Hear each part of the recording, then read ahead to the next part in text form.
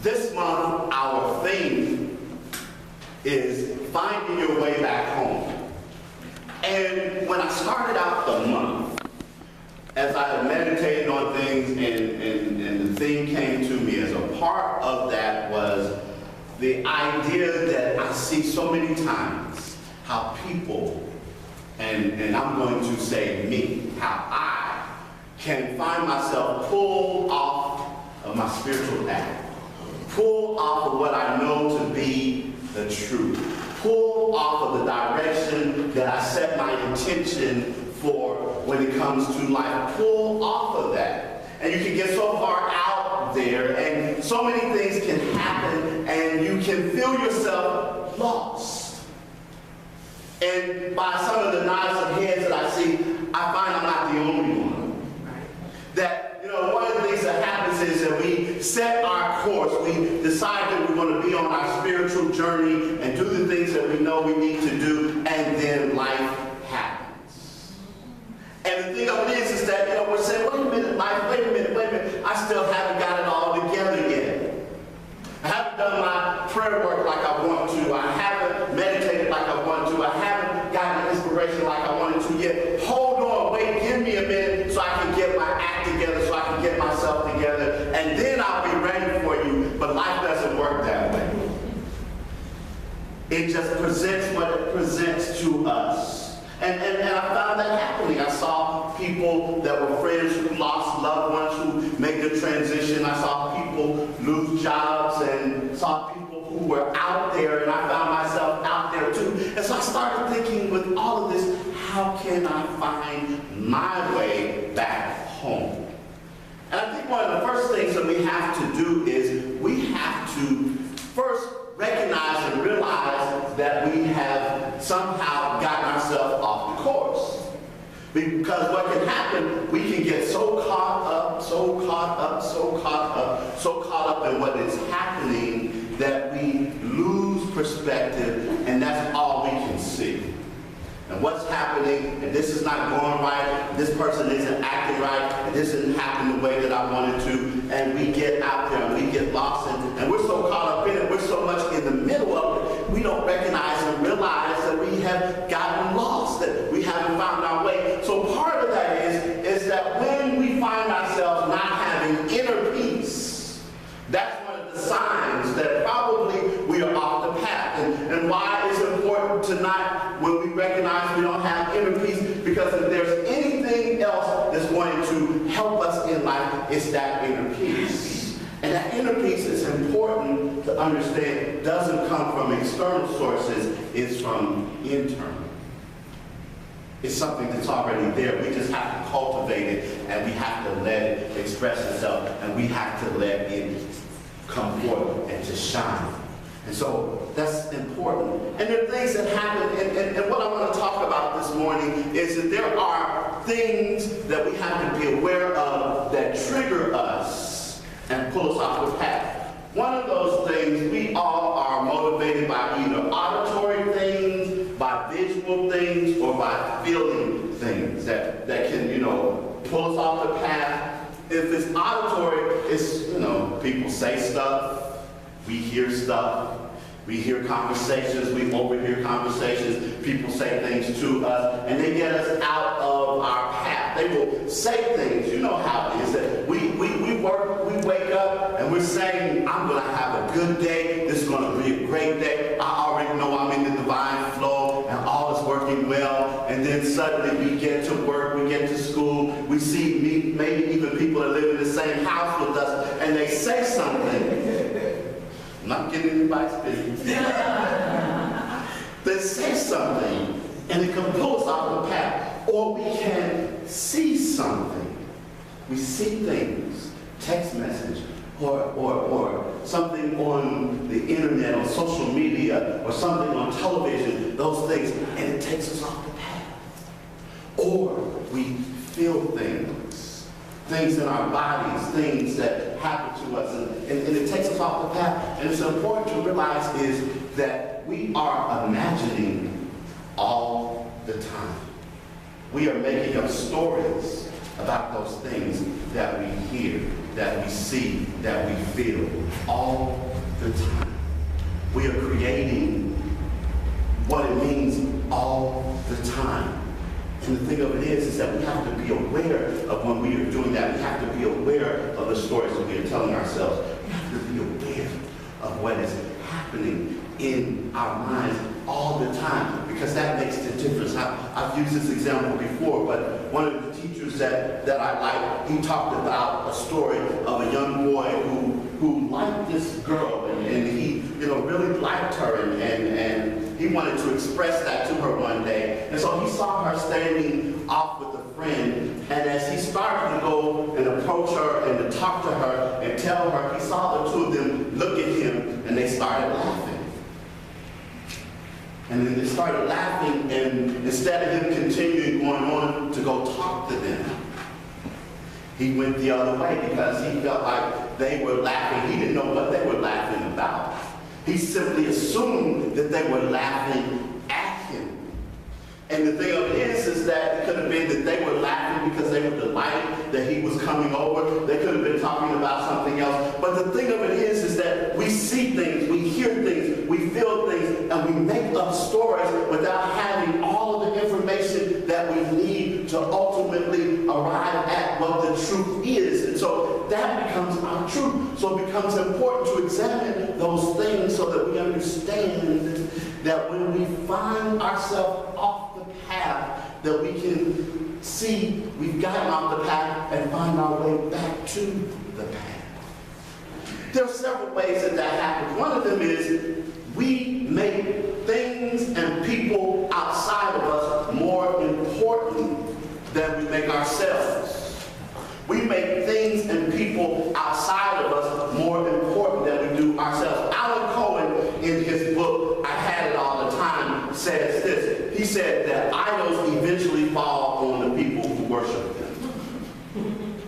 Idols eventually fall on the people who worship them. And he goes on to say that when he started writing the books that he writes and doing the teaching and the classes and the stuff that he does, that he started having people that were following him, people that were admirers of his. He said he even had people who had in their minds established relationships with him, even though he had never met them.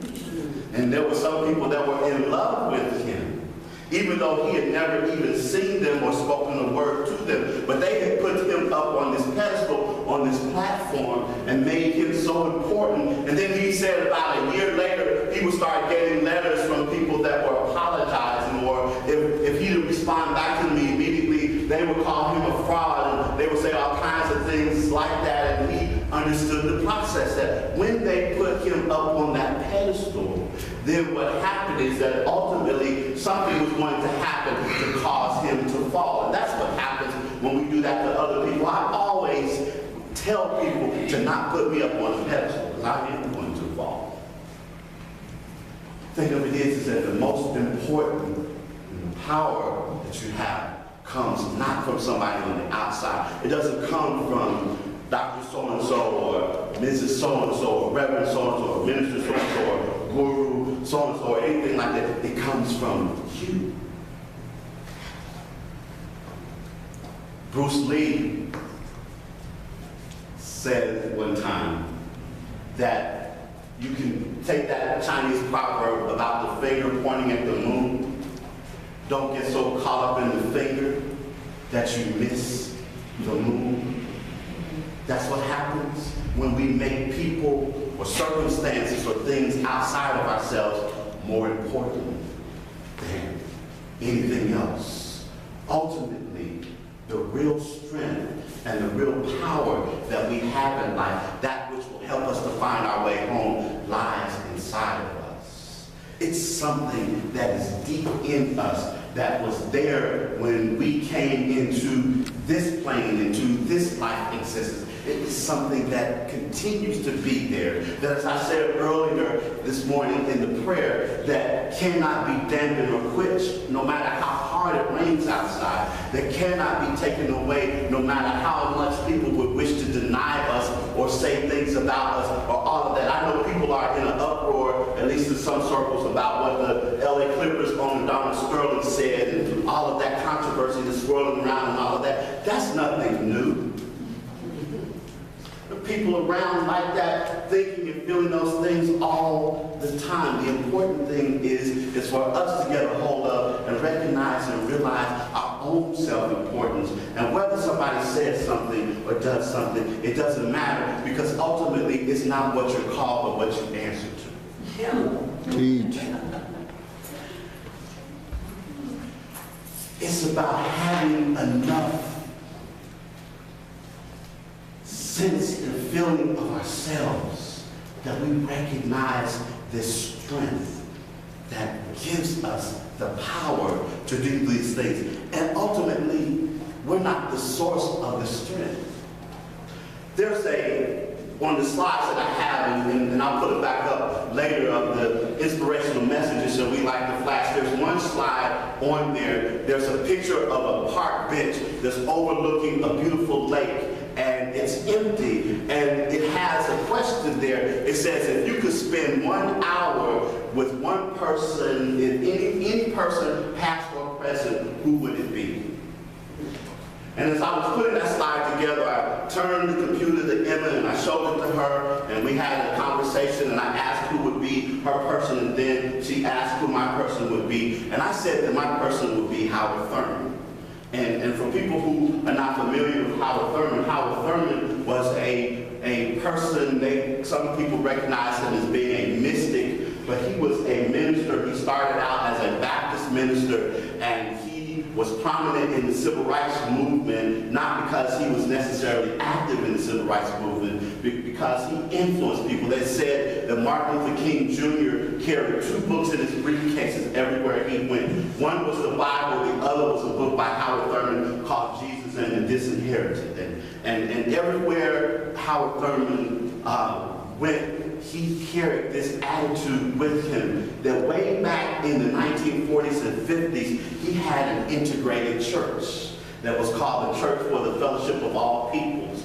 And that church did things like liturgical dance even way back then. That church even had something that was a part of it called the centering moment.